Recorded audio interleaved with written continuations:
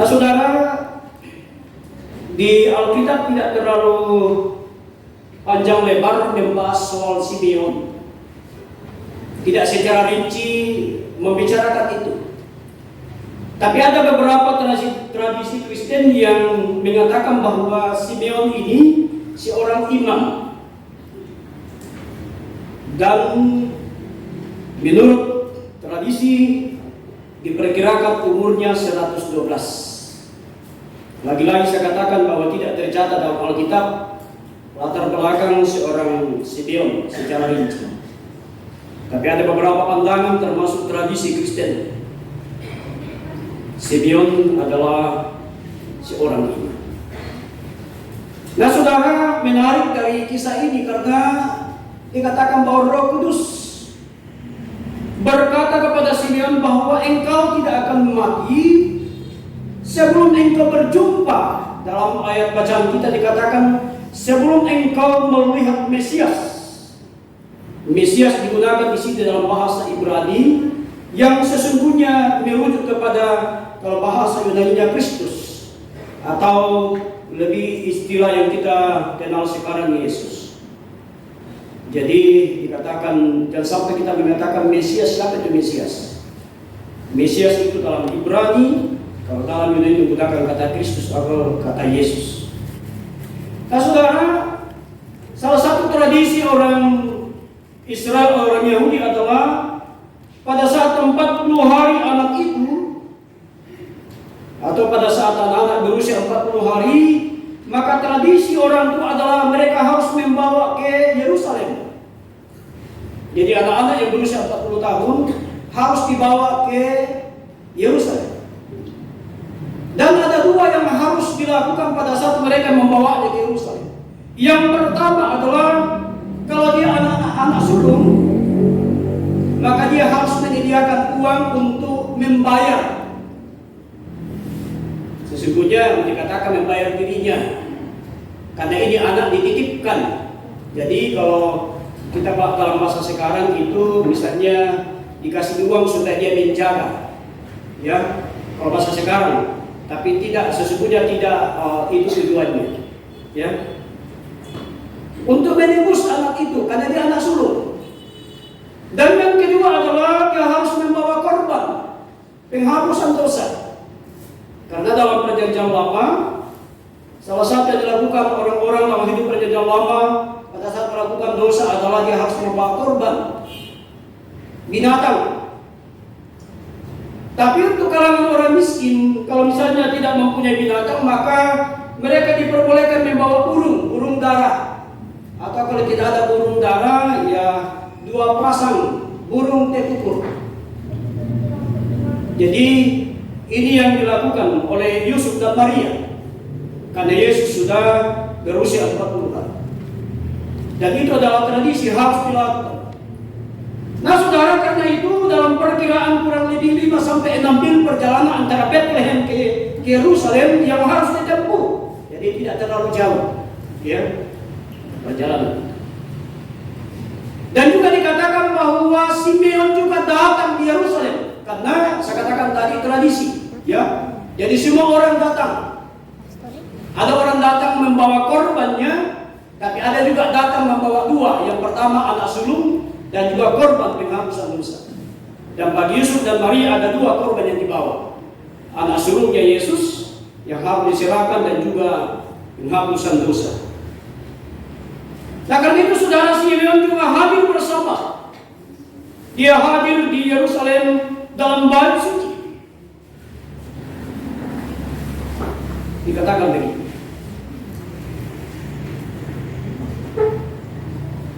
Dan kepadanya telah dinyatakan oleh Roh Kudus bahwa ia tidak akan mati sebelum ia melihat Mesias, yaitu dia yang diurapi Tuhan.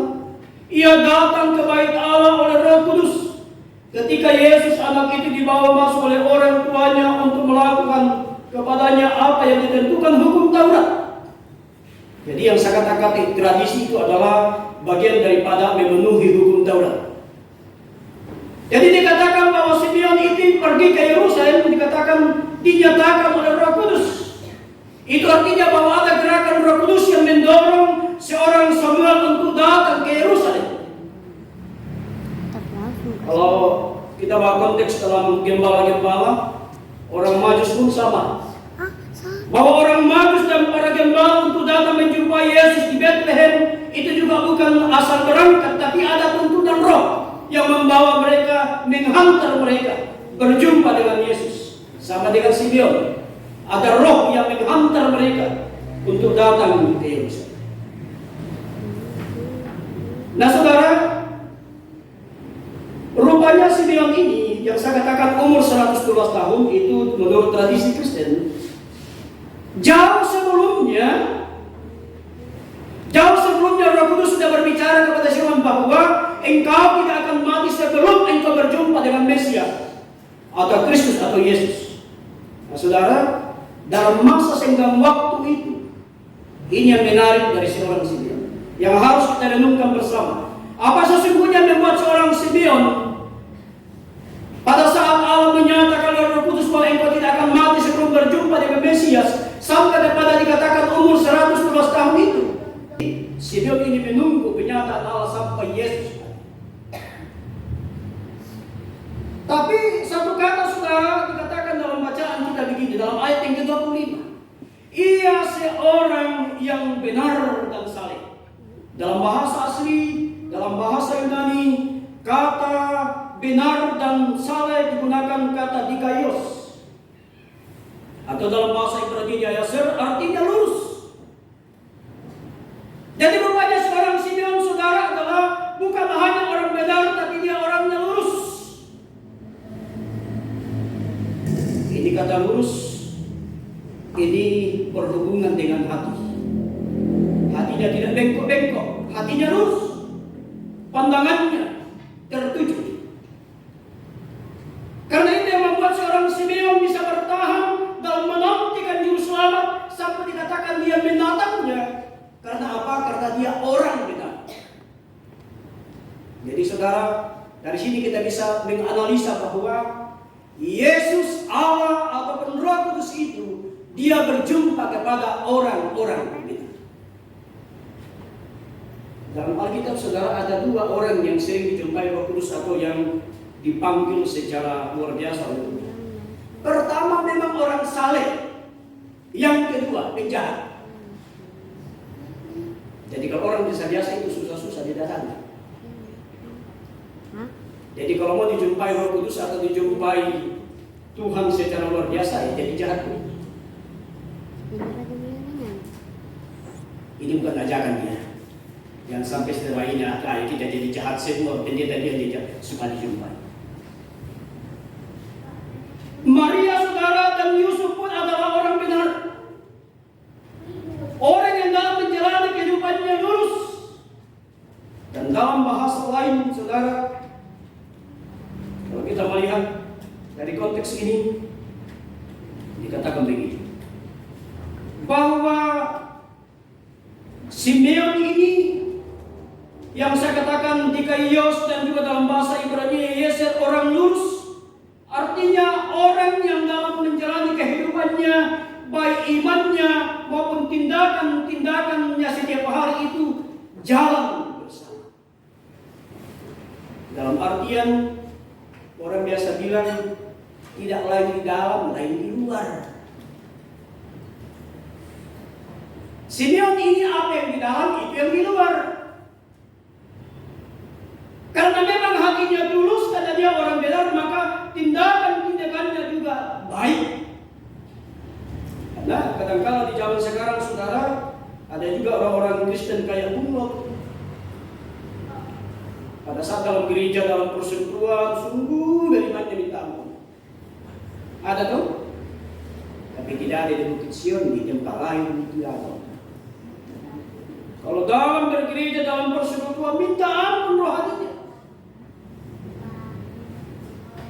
Tapi setelah di luar, aduh, minta ampun juga. Tindakan di dalam persekutuan dan tindakan di luar persekutuan jauh berbeda. Sedangkan seorang Simeon saudara dikatakan bahwa dia adalah dikaios, hatinya lurus, tindakan-tindakannya baik, dan itu mencerminkan dia sebagai orang yang saleh. Itu yang pertama. Jadi rupanya seorang Simeon adalah orang yang lurus hatinya. Sadarkah kita saudara bahwa di minggu-minggu keempat saat ini adalah masa-masa terang Kristus semakin terang benderang dalam hidup kita. Itu artinya bahwa minggu pertama, kedua, dan ketiga kita sudah lalui bersama dalam masa-masa pengakuan dosa, masa lilin ke Bethlehem, masa lilin Nabi. Dan sampai kepada lilin Advent yang keempat, itu lebih menunjukkan kepada bagaimana kesiapan, kesucian hati dalam menyambut kelahiran Juru Selamat bagi kita di kota damai. Dan mudah-mudahan saudara, Advent yang ketiga kita sudah lalui. Selalu ada proses perubahan dalam terjadi dalam kehidupan orang percaya. Mudah-mudahan itu sudah berproses sudah dalam hidup kita. Apalagi kita sudah bernatal. Sudah tanggal 20 kemarin kita sudah malam kudus. Lampu sudah dipadamkan. Itu menunjukkan bahwa kehidupan manusia dalam kegelapan. Dan setelah itu lilin dinyalakan. Itu menunjukkan bahwa manusia yang tadinya hidup dalam kegelapan digantikan dengan kehidupan yang baru. Sudah terang dan terang. Jadi sudah mengkilat-kilat, di mana-mana dilihat sudah mengkilat, sudah berubah. Yang kedua saudara, bahwa lewat keberadaan Simeon dia datang menjumpai Yesus, rupanya bukan hanya soal berjumpa saja, tapi dikatakan begini. Ia menyambut anak itu dan menatangnya sambil memuji Allah. Jadi memang orang yang mengalami perjumpaan, pertemuan secara iman dengan Tuhan, pasti dia memuji Tuhan. Dan dari mulut orang Simeon pun dikatakan, sekarang Tuhan biarkanlah hamba-Mu ini pergi dalam damai sejahtera. Kalau kita tafsirkan kata damai sejahtera saudara, dalam konteks bacaan ini artinya, aku akan pergi dalam sebuah kematian dalam keadaan damai. Tidak ada bebanku lagi. Karena janji Tuhan telah tergenapi. Semua janji-janjiku sudah kutepati. Jadi saya pergi dalam damai. Tidak ada lagi persoalan-persoalan yang harus dipikirkan. Pergi dalam damai sejahtera. Itu artinya bahwa kepergian seorang Simeon pergi dalam keadaan tenang. Makanya saudara, kalau ada orang mau misalnya sudah di penghujung nafas hidupnya, hal pertama yang sering dilakukan adalah mengaku dosa, mengakui keterbatasan, mengakui kelalaian, maafan antara satu dengan yang lain. Karena apa? Supaya dia pergi dalam damai. Biasa orang bilang, masa nontonan tuh perginya, karena dia sudah plong, tidak ada lagi beban dalam hidup. Dan selanjutnya, sebab mataku telah melihat keselamatan yang daripadamu, yang telah Engkau sediakan di hadapan segala bangsa. Dan ini sebuah nubuatan sebelum Yesus beranjak dewasa, saudara. Simeon sudah menubuatkan bahwa Yesus hadir itu bukan hanya untuk kalangan orang Israel, tapi suku-suku yang ada pada saat itu. Dikatakan bagi bangsa, dan yaitu terang yang menjadi kenyataan bagi bangsa. Dalam artian sudah ada dua yang dirujuk di sini. Kata bangsa adalah seluruh bangsa dan bangsa-bangsa lain. Itu merujuk kepada agama-agama lain. Dalam berbagai tafsiran mengatakan demikian. Jadi bukan hanya berbicara kepada bangsa lain, bangsa Indonesia, bangsa yang ada di luar negeri sana, tapi juga merujuk kepada agama-agama lain, bangsa-bangsa lain, agama-agama lain. Itu artinya saudara, pakai hadiran Yesus di tengah-tengah dunia ini juga telah dinubuatkan seorang Simeon bahwa kita pun harus membawa damai bagi semua orang. Memberitakan firman Tuhan, termasuk agama-agama lain.